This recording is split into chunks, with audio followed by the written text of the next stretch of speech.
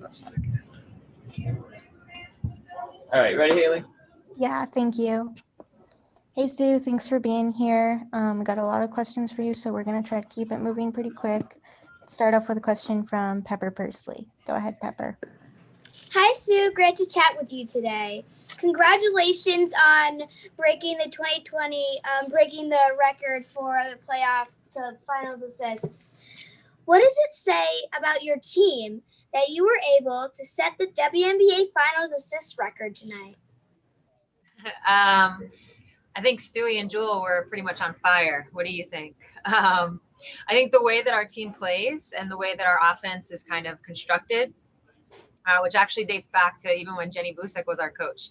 It was always about just finding the open player and moving in a way where it would create opportunities. And for me as a point guard, I'm just out there trying to find the open player. But like I said, and I've always said this, assist is a two-person thing. And tonight, those two played amazing. Thanks, Sue. Next one here from Doug Feinberg. Go ahead, Doug.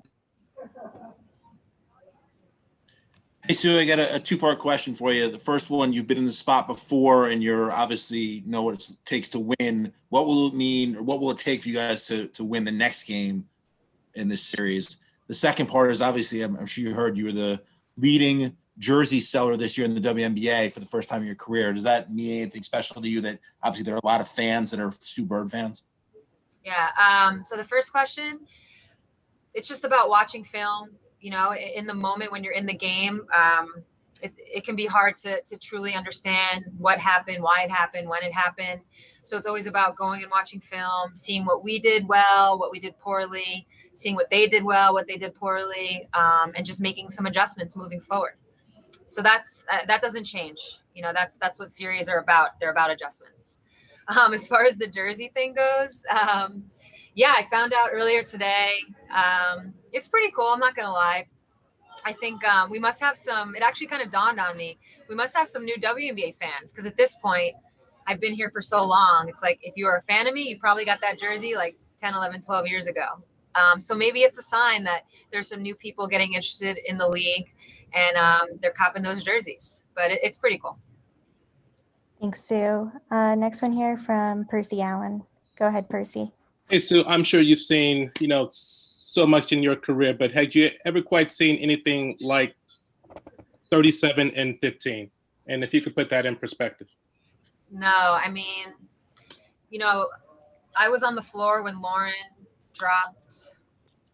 It was over 40. It was either 40 or maybe a little bit over 40. I can't quite remember. I was there for that.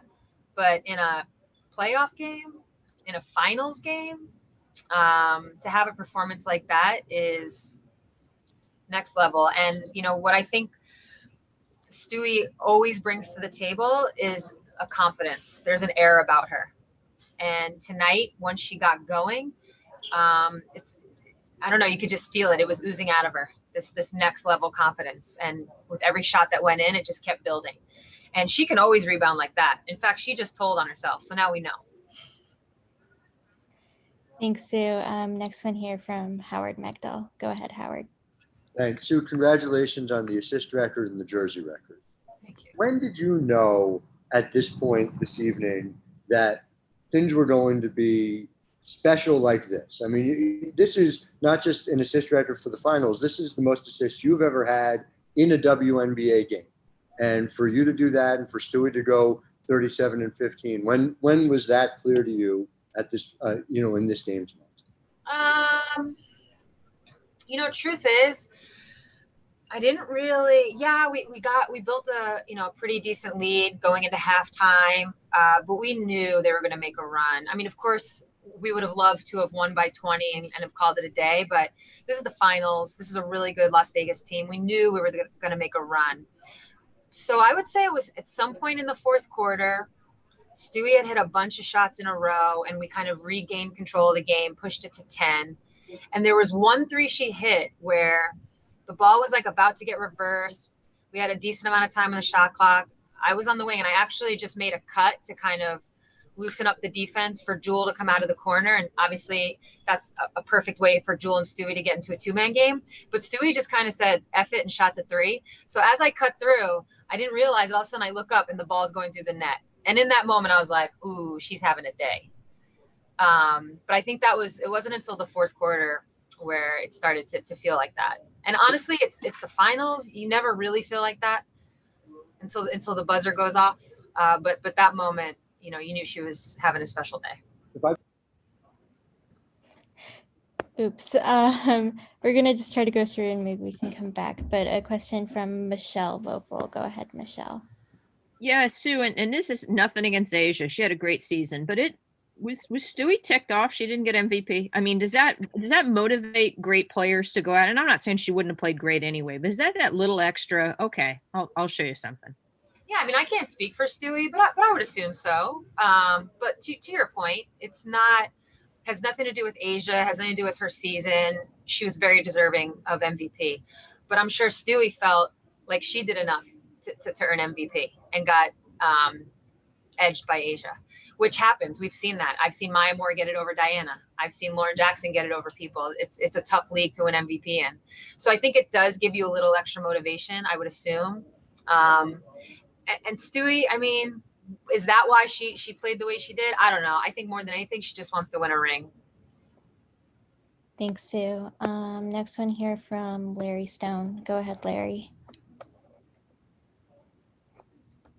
Sue, did you ever have a moment where you were thinking, I'm back in the finals again after, missing all of last year? Did you kind of appreciate that you were, you've been in a lot of them, but, you had this 1 year gap where you didn't play and here you are back again? Yeah, actually, I have, because going through the season for me personally, I've already talked about this, being in and out of the lineup due to this bone bruise thing. It was really frustrating because in the back of my head, I was like, wow, I really busted my ass just to be back on the floor. And it's been a long time, and I don't know. I think Megan actually, when I read her Players Tribune article, it's something crazy. Like you'd have to go, it's like something insane. My last WNBA game prior to this season was like something wild, like 500 and some odd days. And so, as I was saying, it was a frustrating season. And I had a moment actually before the playoffs started, and then maybe a little bit once we knew we were in the finals, it kind of came back where I was like, you worked really hard to get to this point. It's been frustrating, but that's behind you. So rather than dwell on it, think about it too much, just know you have an opportunity and to enjoy it. And again, just to remind myself, like all that I have been through with surgeries and rehab and getting back on the court, only to have a pandemic, and then you're off the court, and then you're back and you're good, and then there's a bone. It was a roller coaster at times. But now we're here. I'm off the roller coaster, and I'm just trying to make the most of it. Thanks, Sue. Okay, I think we have time for one more. We're going to take a question from Aaron. Go ahead, Aaron.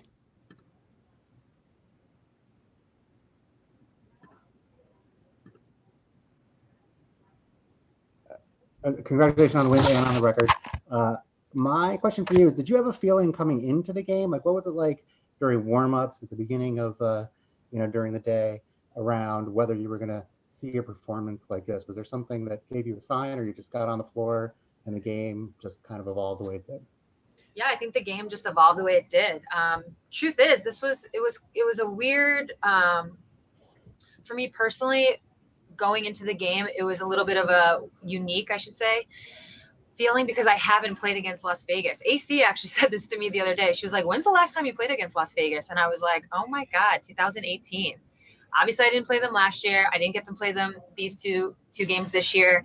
So I had, you can watch film and see how they're going to guard and do different things, but never against me. So I didn't know what they were going to do. So I just kind of went into the game with an open mind, tried to see what was happening. The assist thing wasn't not even a thought. I definitely didn't go into the game thinking that. Awesome. Thank you so much, Sue. I think we'll wrap up now. You're all good to go.